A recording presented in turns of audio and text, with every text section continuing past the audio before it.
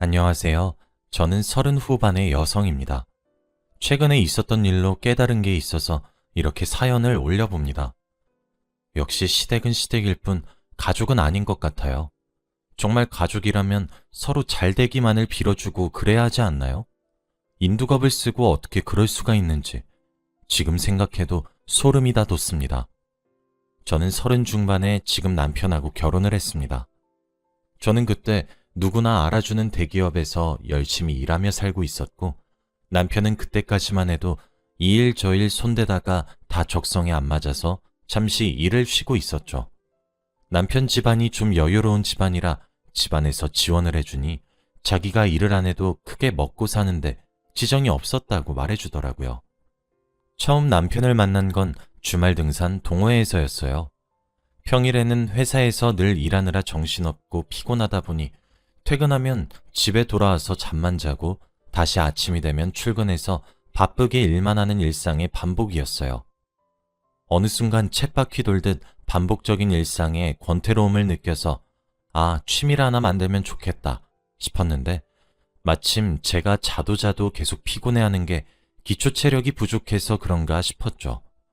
그래서 운동이 될 만한 취미를 찾다가 등산이 좋을 것 같아서 그렇게 동호회에 들어가게 되었습니다. 남편의 첫인상은 그렇게 호감형은 아니었어요. 물론 객관적으로 멀끔하게 생기긴 했고 어딘가 곱게 자란 느낌이 들긴 했는데 그 나이가 되도록 무직이란 소리에 이게 옳지 않은 건 알지만 어쩔 수 없이 백수라는 색안경을 쓰고 그 사람을 보게 되더라고요. 게다가 저는 열심히 살면 살수록 제 삶이 충만한 기분이 드는 편이라 무기력하게 늘어져 있거나 아무것도 안 하는 상태를 스스로 못 참거든요. 그런 의미에서 저와 남편은 성향이 아예 반대라고 할 수 있었죠. 남편은 조선시대로 치면 선달에 가까웠어요. 나름 능력도 있고 집안도 좋은데 그냥 본인이 열심히 일할 마음이 없었던 거죠. 그래서 세상엔 저런 사람도 있나 보다 하고 말았습니다. 그러던 어느 주말이었어요. 그날도 동호회에서 같이 등산을 하고 있었습니다. 전날 비가 와서 땅이 축축했기 때문에 다들 조심히 산을 오르고 있었어요. 조금 습하긴 했지만 젖은 흙냄새를 좋아해서 저는 그래도 즐거운 마음으로 등산했죠. 힘들었지만 상 정상을 찍고 쉼터에서 동호회 회원들과 잠시 숨도 돌리니 상쾌한 기분이 들었습니다. 그리고 미리 챙겨온 에너지바나 초코바, 커피 같은 걸 나눠 먹으면서 다들 수고 많았다고 이제 조금만 더 힘내서 내려가요 하며 얘기하는데 갑자기 비가 쏟아져 내리는 겁니다. 오늘 뉴스에서 본 일기예보에는 분명 비 소식이 없었던 걸로 아는데 갑작스러운 폭우에 다들 당황했죠.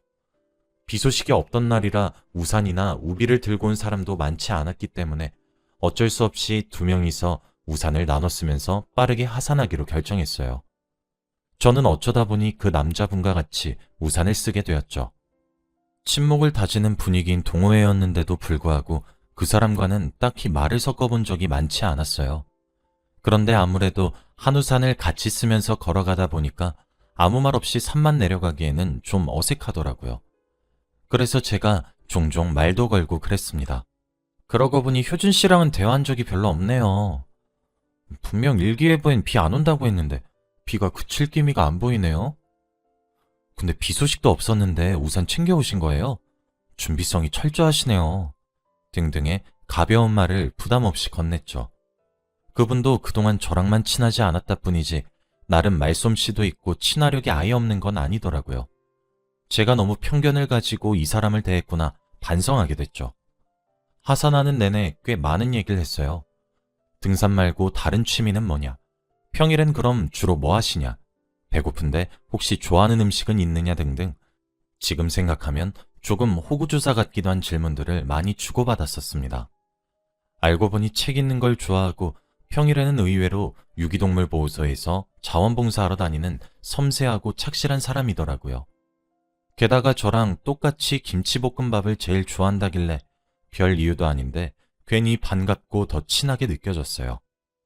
그렇게 나름 말도 트고 처음에 어색함은 사라진 채로 빗속을 뚫으며 산을 내려가고 있었어요. 좁은 길목이라 다들 조심히 건너고 있었죠. 바로 옆에는 계곡물이 잔뜩 불어나 폭포처럼 흘러가고 있었어요. 그런데 제가 가져온 가방이 너무 무거워서 나름대로 조심히 발걸음을 내딛는다고 내딛었는데도 가방 무게 탓에 휘청거리고 흙바닥에 물기가 가득해서 그런지 발을 헛디디고 말았습니다. 이대로 물에 빠지나 싶었는데 옆에 계신 그분이 우산도 던진 채로 미끄러지는 저를 붙잡는 거예요. 정말 순식간에 일어난 일이었죠. 깜짝 놀라 감사하다는 말을 하고는 어버버하고 있었습니다. 어쩌면 계곡에 빠져 죽거나 크게 다칠 수도 있다고 생각하니 무서웠고, 동시에 그 짧은 순간에 그 사람이 저를 잡아준 아까 그 장면이 자꾸 머릿속에 재생됐죠. 조심하세요. 많이 미끄러운 것 같네요. 하고 그 사람이 말하길래 제가 네, 그러게요. 아깐 가방 때문에 무게중심 잡기가 좀 힘들어서 하고 대답했어요. 그러더니 그 사람이 갑자기 발걸음을 멈춰서서 우산을 제게 건네더니 잠시 이것 좀 들어주실래요? 하는 겁니다. 저는 멍하니 우산을 받아들고 가만히 있었죠. 그러더니 그분이 제 어깨에 걸쳐진 가방을 빼서 자기가 들어주는 겁니다. 제가 너무 놀라서 제가 들 수 있다고, 효준 씨도 가방 무겁지 않냐 하니까 자긴 괜찮대요. 아까부터 힘들어하는 거 눈에 보여서 계속 눈에 밟혔다고 하더라고요. 결국 그분의 도움을 받아 위험했지만 다친 곳 없이 무사히 하산할 수 있었죠. 그 이후로 그분과 저는 조금 친해졌어요. 하지만 다른 동호회 회원분들처럼 단순히 친구 같은 느낌보다는 서로에게 이성 간의 감정을 가지고 있는 것 같았죠. 시간이 조금 더 흘러 저희는 우연히 서로의 마음을 확인할 기회를 가지게 되었고, 그렇게 연애를 시작하게 되었습니다. 연애를 하면서 남자친구의 성향도 조금씩 바뀌어 갔어요. 그전에는 유기동물을 돌보는 일 말곤 관심 없어 했는데 제가 너무 열심히 사는 모습을 보고 생각이 바뀌었다면서요. 자기도 자기가 원하는 일을 하며 저처럼 열심히 살고 싶대요. 저보고 존경스럽다고, 그런 모습을 본받고 싶다고 하는데 괜히 쑥스러웠네요. 그리고 정말로 얼마 안 있어 한식 요리 자격증 같은 걸 따더라고요. 생각해봤는데 자기는 요리하는 게 적성에 맞고 재미있는 것 같다면서요.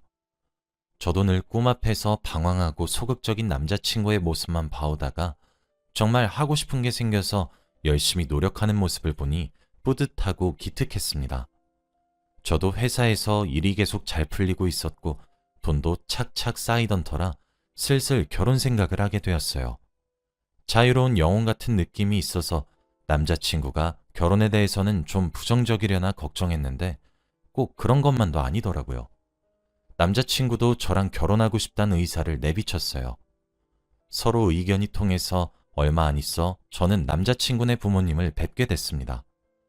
그동안 일을 안 하고도 문제없이 사는 걸 보고 집안이 조금 사나보다 생각하긴 했는데 생각보다 더 여유 있는 집안이었습니다. 남자친구의 아버지는 중견기업을 하나 운영하시고 어머니는 아트갤러리를 하나 소유하고 계시더라고요. 처음에 남자친구네 부모님 집에 방문했을 때 조금 주눅든 건 사실이었어요. 저는 굉장히 평범한 집안에서 자랐거든요. 대학까지는 부모님이 지원해 주셨지만 남자친구처럼 오래 방황하면서 일을 쉰다거나 하는 그럴 형편은 못 되는, 주변에서 찾아보기 쉬운 그런 평범한 집안이요. 아니나 다를까 나름 화기애애한 분위기 속에 식사를 끝마치나 싶었는데 제게 오셔서 한마디 하더라고요. 아가씨가 열심히 살고 좋은 사람인 건 알겠는데 아무래도 우리 집안이랑은 안 맞는 것 같아요. 네? 그게 무슨... 나나 애아빠나 언젠가는 저 아이가 큰일을 할 거라고 믿어요. 지금은 굳이 일을 하지 않는다 하더라도 언젠가는 애아빠하는 회사 물려받아야 하는 게 사실이고, 그래서 난 내 아들을 열심히 내조할 수 있는 며느리를 원해요. 아가씨처럼 열심히 일하는 사람 말고요. 아가씨가 혹시라도 일을 그만두면 모를까. 아니, 그렇다 쳐도 좀... 아무튼 아가씨한텐 미안해요. 내 말 잘 알아들었길 바래요. 남자친구 어머니의 말씀을 듣고는 한참 멍을 때렸어요. 아무리 곱씹어봐도 그 말은 명백한 반대 의사였습니다. 자기 아들이 저 같은 여자 만나 결혼하게 되는 건 싫다는 반대 의사요. 제가 자부심을 가지고 하는 일을 억지로 그만둔다 하더라도 어머니 말을 들어보면 어쨌든 남자친구와는 결혼을 하기 힘들 것 같았어요. 어쩌면 안 될 인연인가 보다. 그럼 하루라도 일찍 헤어지는 게 답이겠다 싶어서 그날부로 남자친구의 연락을 무시했어요. 그랬더니 집 앞에 찾아와서 말하더라고요. 혹시 자기 부모님 집에 간 날 무슨 소리 들었냐고요. 자기 어머니가 저한테 뭐라고 한 거냐고. 자기는 부모님이 아무리 반대해도 저랑 결혼할 거라고 다 설득시킬 테니까 조금만 기다려달라고. 저희 집 문에 대고 말한 뒤 돌아갔습니다. 다 설득시킬 테니까 조금만 기다려달라고. 저희 집 문에 대고 말한 뒤 돌아갔습니다. 사실 저는 현관문에 기대서 남자친구의 그 말을 다 듣고 있었어요. 숨죽여 울면서 그 말을 다 듣고 있었습니다. 뭘 설득하겠다는 건지, 현실적으로 부모님이 반대하시는 결혼이 불가능할 걸 알면서도 괜히 기대하게 만드는 남자친구의 말이 미웠습니다. 그런데 놀랍게도 얼마 안 있어서 다시 찾아와서는 그리움에 못 이겨 문을 연 제 앞에서 무릎 꿇고 프로포즈하며 자기가 부모님을 다 설득했으니 앞으로 너 힘들게 하는 일 다시는 없을 거라고 맹세하더라고요. 알고 보니 남자친구가 저와의 결혼을 허락해주지 않으면 앞으로 다른 그 누구와도 결혼할 생각 없고 그냥 부모님 자식 안 하고 살겠다고 강하게 말했더군요. 그렇다고 앞으로의 결혼 생활이 순탄할 거라고 생각되진 않았지만 저는 남자친구를 너무 사랑했기에 저희는 그렇게 결혼했습니다. 남편 부모님은 여전히 저를 반기는 눈치는 아니었지만 그래도 대놓고 창피를 준다거나 하진 않으셨어요. 그것만으로도 다행이다 싶었죠. 남편의 여동생, 그러니까 시누이도 딱히 자기 오빠가 누구랑 결혼하든 관심 없어 하더라고요. 결혼도 했겠다 남편은 그동안 저와 연애하는 동안 따놓은 조리사 자격증으로 레스토랑의 셰프로 취업했습니다. 처음 자기가 원하는 일을 찾아서 시작하는 남편을 옆에서 응원해주고 싶었어요. 그런데 이때도 시부모님의 반대가 장난이 아니었습니다. 어딜 남자가 부엌 일을 업으로 삼냐고, 이게 말이 되냐고, 큰일 할 거라고 믿고 가만 놔두니 집안 떨어지는 여자랑 결혼한다고 우기질 않나, 협박에 못 이겨 결혼 허락해줬더니 이젠 천한 일을 하려는 거냐며 역정을 내시더군요. 직업에 귀천이 어디 있나요? 요리사를 보고 천한 일이라니. 저런 부모님 아래서 바르게 자라준 남편이 고마울 따름이었습니다. 남편도 자기 미래를 자기들 입맛대로 재단하려는 부모님한테 환멸을 느껴 한동안은 연락도 잘 안 하더라고요. 그러던 어느 날이었습니다. 저희 이모랑 엄마랑 오랜만에 만나 오전에 외출해서 카페에 앉아 얘기하는데 시누이에게서 연락이 왔어요. 전화를 받으니 이상하게 들릴 거 아는데 혹시 머리카락이나 손발톱 자른 것 좀 자기한테 택배로 보내줄 수 있냐요? 너무 뜬금없는 부탁에 그건 뭐에 쓰려고 부탁하느냐 물으니까 자기가 다니는 영화만 절에서 매년 가족들 다 잘 풀리라고 제를 지내는데 그때 쓰려고 필요하다는 거예요. 언니도 자기 오빠랑 결혼했으니 이제 자기 가족이니 같이 운이 트이게 빌어주겠다면서요. 아무나 안 해주는 거니까 빨리 보내달라고 부탁하더라고요. 처음엔 좀 깨림칙했는데 이유를 듣고 나니까 그런가 보다 싶어서 알겠다고 하고 전화를 끊었죠. 같이 앉아있던 엄마와 이모가 전화를 끊은 저를 보고 궁금하다는 듯 무슨 일인데? 하고 물어서 제가 아무렇지 않게 대답했어요. 아, 시누인데 자기한테 내 머리카락이나 손발톱 같은 것 좀 잘라서 보내달래. 이제 자기 식구 됐다고 운이 트이게 하는 죄를 지낼 때 쓸 거라나 봐. 엄마는 얘기를 듣고 그래? 근데 손발톱이라니 어쩐지 찜찜하다 하시는데 이모가 아무 말 없이 어두운 표정을 지으시더라고요. 마침 이모도 절에 오래 다녀 아는 보살님이 많았기 때문에 이쪽으로는 아는 게 많겠다 싶어서 물어봤죠. 이모네 절에서도 사람 손발톱이나 머리카락 가지고 제를 지내? 난 절에 잘 안 다녀서 모르잖아. 그런데 이모가 심각한 표정으로 말씀하시더라고요. 그런 제사 지내는 곳도 있는데 그런 절은 보통 사이비 주술이야. 게다가 손발톱이나 머리카락을 필요로 하는 거면 하면서 말을 흐리시더라고요. 사이비 주술이라기에 괜히 무서워져 얼른 다음 말을 재촉하니 이모가 말을 이었습니다. 그런 제사가 보통 사주나 센 사람의 길을 잔뜩 눌러놓으려고 하는 거거든? 예를 들어 너 남편한테 가라군이 너한테 가거나 네 남편이 아플 일을 너가 대신 병으로 앓게 되거나 아니면 네가 타고난 운을 뺏어서 다른 사람한테 가게 한다든지 그런 식으로 말이야. 이모가 하는 말은 너무 충격적이었어요. 결국 정리해보면 그냥 저주란 거잖아요. 신우이는 저한테 그런 저주를 내리려고 했다는 거고요. 갑자기 소름이 쫙 돋더라고요. 이모가 없었으면 전 아무것도 모르고 대신 제사도 지내주고 감사하다 했을 건데 너무 충격적이라 엄마와 이모와 헤어지고 집에 돌아와서도 어안이 벙벙했어요. 남편도 마침 휴무라 집에 있더라고요. 이걸 남편에게 알려야 하나 말아야 하나 고민했죠. 고민 끝에 말하기로 했어요. 제 얘기를 들은 남편은 놀라면서도 제 말을 100% 믿는 눈치는 아니더라고요. 저도 이해했어요. 너무 믿기 힘든 얘기기도 하고 아무리 그래도 남편의 친가족이었으니까요. 그래서 저도 나름대로 꾀를 냈습니다.